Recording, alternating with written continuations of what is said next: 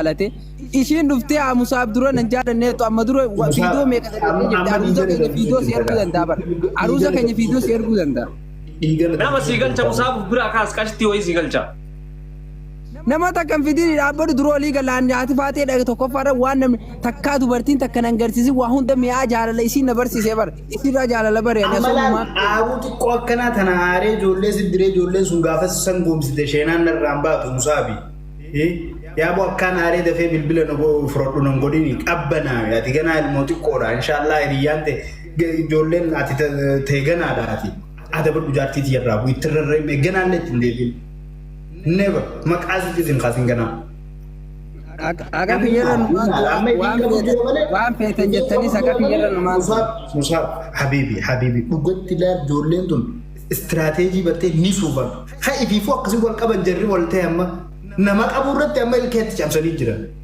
qaccitaan on saba mucaawwata ta'e sureessa jira jaayyaa warroo ballaa achi barra bakka didaa qotta bar anta jaraan sodaadhu sanii nan sodaachin silaa waraana jechuun waraana kooriyaa kaabaa hundanitti wali qabdee haadha faatee irraa isin deebu yoo karaa nagaatiin isin dhuftee lakkee si dhiisee isaan nu jaaladheetti haala wasaalan siif dhiisa rakkoon hin jiru shamarran baay'ee toofe ani si jamma durarraa shamaraa arsii filadhe waa takka isaan filadhe jechi isaan sinjaan isin jechi jookun nooma tokko kana kabajaa guddaatti kannani isin jaanii aman waan kanaafin isaan jaaladhe neevar eevar haadha faatee yoo isin dhuftee jaalfadiiloon jaaladheette siif dhiisa yoo isin ammoo Musaabiin jaaladheette muraa mataa kiyyaamatu mana irraa murta malee hoggaadhan du'ee dhaalta.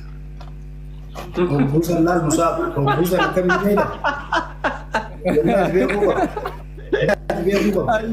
Feeteetiin haajatu feetee baay'ee talisi haadha faatee tan baay'ee tarakkaawwan ijitti baay'ee rawaa dhufi maal sa ani yeroo duraa ibsiisa yeroo duraatiif naatu jaalate maaliif wal fuune beekta inuu aadaa Oromoo dhiibneeti yoo aadaa Oromootiin wal fuune ati yoo leela jaanis jala na laalatan jettee tooba kaadhee akka aadaa Suudaaniitti yaazool jecha aruuza keenya godhanne jechuudha amartii jilbiifadheetti kaayee waa meeqa godhee bahu isinitti waa meeqa godhee. Humna dammaa takkasa goggoodee. Ateerarri yoo sirraan ateerarre yoo rifeensa kanaa sirraan duguune naa garta.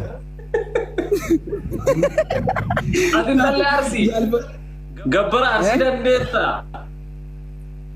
Rakkoon qabu dachi ibbaa kiyyaallee kireessatiin haadha. Guddinyaa uffistaa yeroo ahalii uffistaa biyaanse ayisuusii tokko wannoo kana buusuu qabda.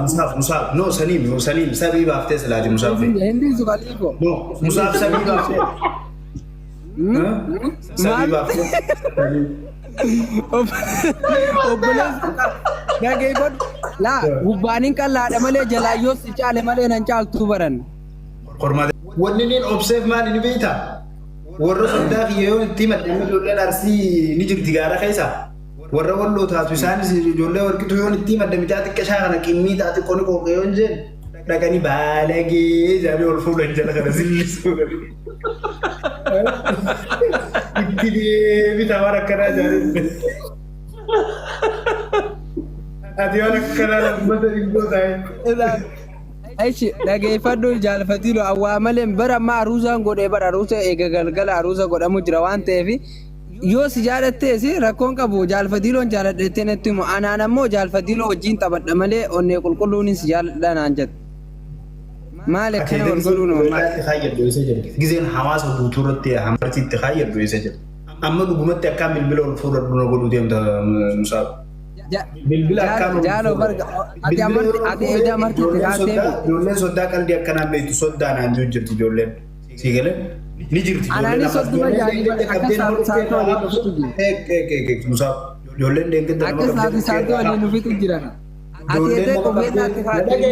Na dhagaye ijoolleen nama qabdee bukkee namarraa raaftu ni jirti addaas. Tawalloo hiriyoota xiyyaa saayiboota xiyyaa. Taaksii immoo warra soddaati wanni ati beekuu qabdu sii galee. Kan saayiboota xiyyaa kuni warra soddaati. Wallahi bilbiluma tokko ol kaafnaan indee baalagee kana hafarsoo isa jirta abdii kiingi walii bilbila lachuu waan kanarratti yaagan guddaa hin oolna. Walii bilbila ijoollee ergaa dammaati.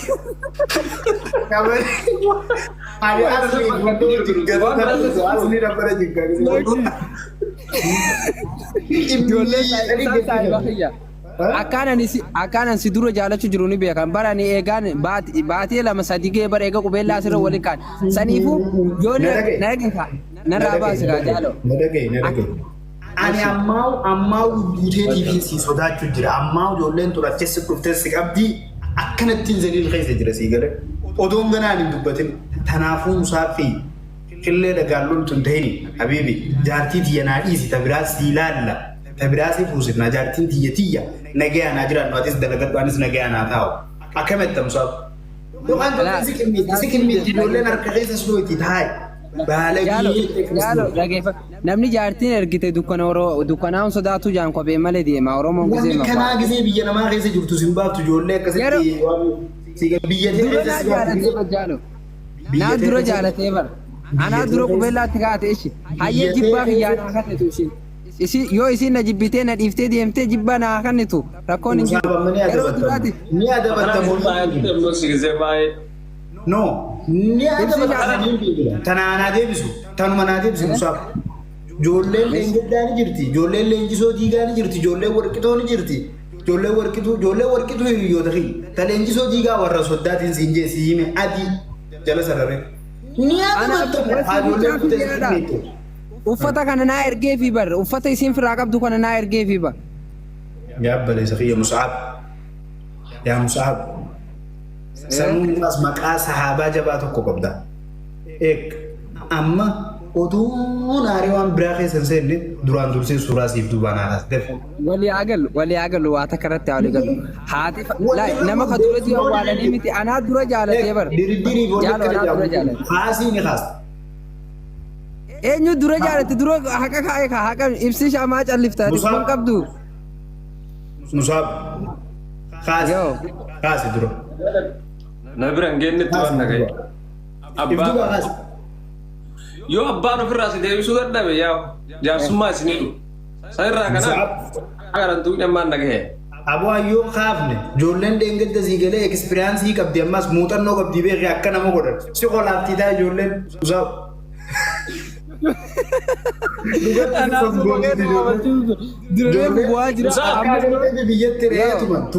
Tumaaleessa si gootii ta'a ijoolleen. Osoo baalan baasiin qoree baastee suuta guddadhuu siin jetti ijoolleen.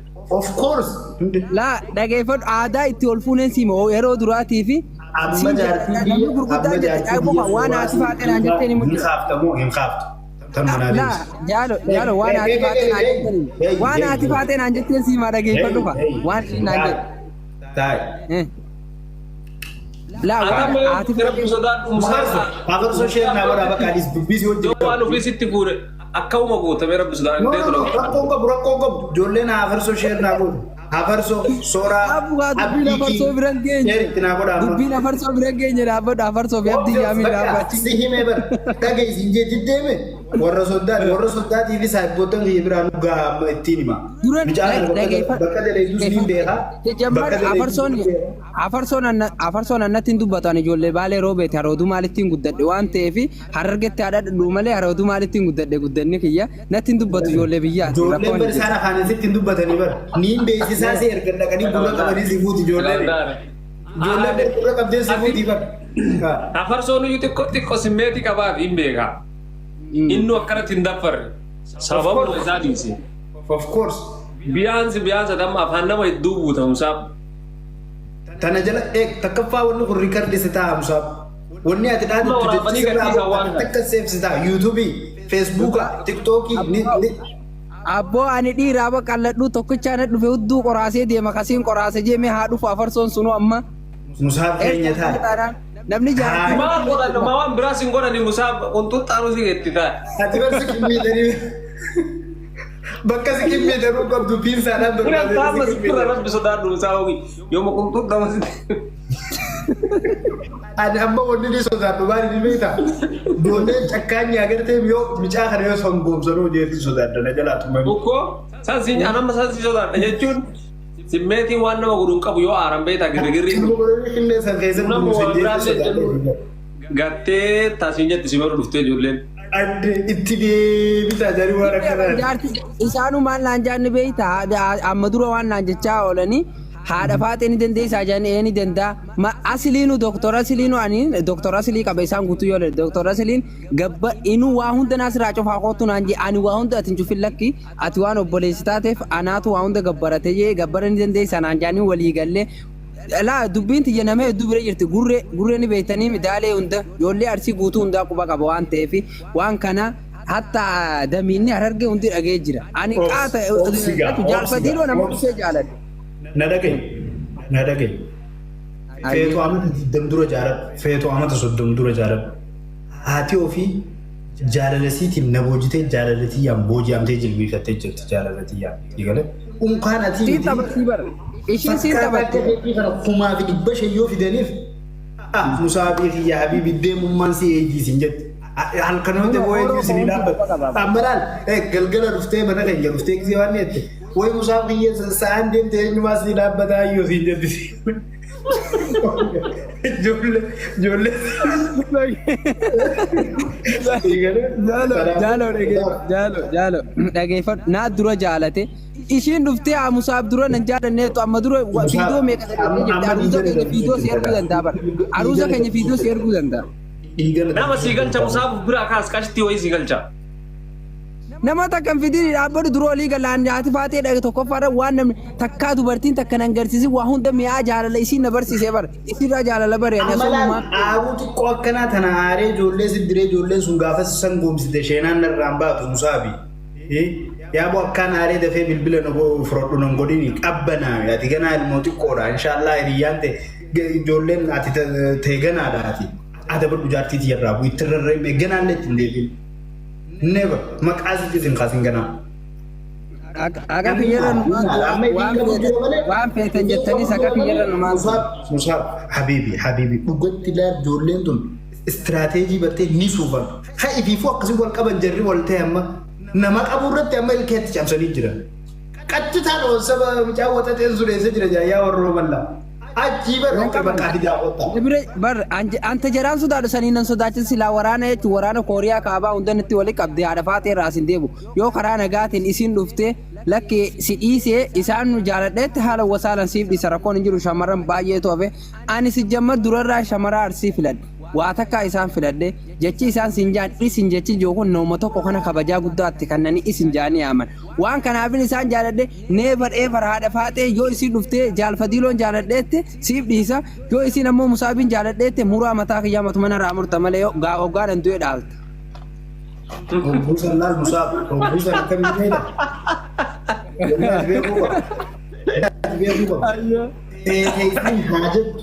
Baay'ee si haadha faatee tan.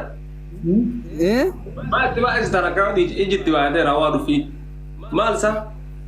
Ani yeroo duraa ibsicha yeroo duraatiif naatu jaalate maaliif wal fuune beekta inuu aadaa Oromoo dhiibneeti yoo aadaa Oromootiin wal fuune ati yoo leedha jaanis jala na laalatan jettee tooba kaadhee akka aadaa Suudaaniitti yaazool jecha aruusa keenya godhan jechuudha. Amartii jilbiifadheetti kaayee waa meeqa godhee bahu isinitti waa meeqa godhee. Humna nama takkas goggoode. Yoo sirraan ateerarre. Yoo rifeensa sirraan duguu ni naagarta. Ati malee arsii. Gabbara arsii dandeetta. Rakkoon qabu. Dachi ibbaa kiyyaallee kireeffatiin haala. Guddanyaa uffistaa. Yeroo ahalii uffistaa biyaansa ayisuusii tokko wannoo kana buusuu qabda. Musaaf. No saniim sabii baaftee silaati musaaf. Hindi suqaliifo. No musaaf sabii baaftee. Sabii baaftee. Obboleessi dhageeffadhu laa gubbaaniin qal'aadha malee jalaayyoo si caale malee nan caaltu baran. Kormaata jaali. Baxxaaniyaa. Nan caaltu jalaan nan caaltu yoon gubbaa areemaan hin baasan malee. Si caalu baadde gaafumatti yana deebi sadii ni qabdaa silaa baaftee. Sitti agarsiisu. Baasee uummaji garsiisuun si barbaade. Baaseetiin jira. Duba maa fuulli gara si addaa ta'e abboleessa biyya akka ijoollee akka neef kaabonni. Dhageeffadhu fuula habootiyyattiin areedan baasu. Taareetaa rakkoon godhi wanni areeda malee bakka biraa jirti. Ati rugubaan baaste? Eebbate maal jechuudha ibsi jaalaa. Barammoo jaartii tiyyaan beekame amala jaartii tiyyaatiin beekama. Gurra keessa yoo seebi.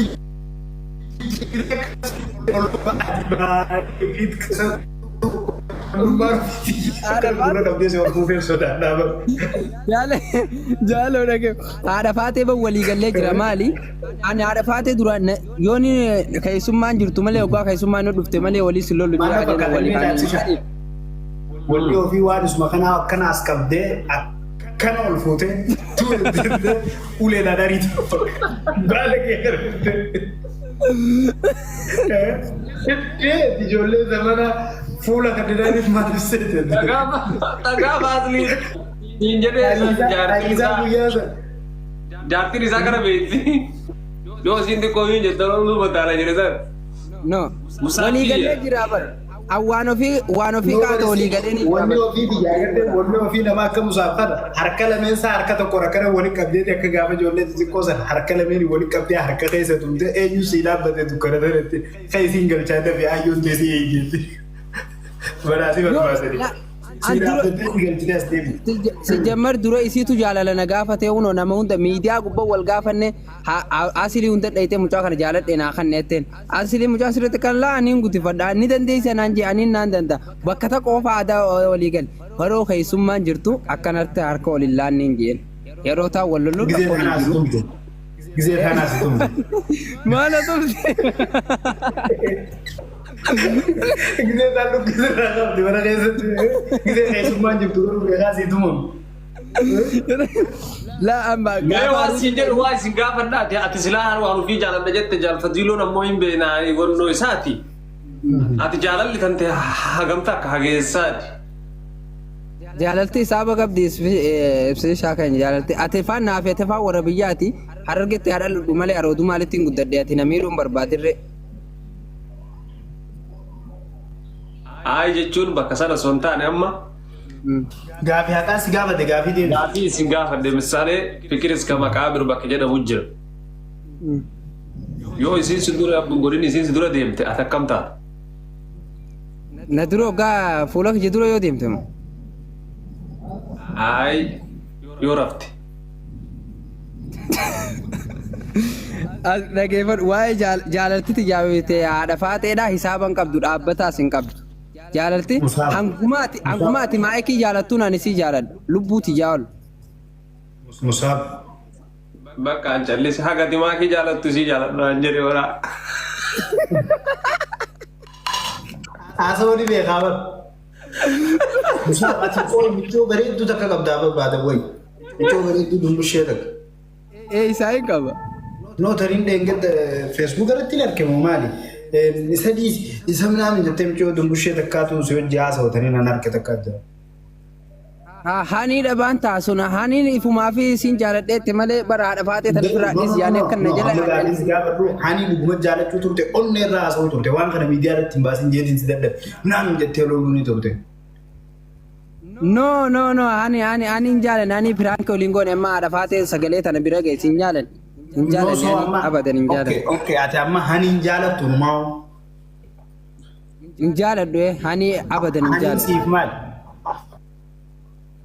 Obboleettiidha. Hani maqaan si hani dhaame? Hani naaf obboleetti. Eessa jirti? Hani jaalalaati maqaan yookaan Hanaan Abdiiti Suudii Arabiyaa jedhu. Suudii Arabiyaa jirti riyaan. Ollummaan keerra siin jiru godhee summeen mati. Wanni ofii sii oli dalagaa sii oli siini. Amma kun baasii jira piroosesaanii dhufti. Haadha faatee waa takka haati faatee waan sun dhugaa himtuuf dhugaa urmiin teemee gannaan waggaa 18 waggaa tokkoon ati na caalta naan jettee waan urmii isii dhugaa natti himatteef isii malee hin fedhu. Hani noo amata meeqa? Hani waggaa 25. Okay ati hoo?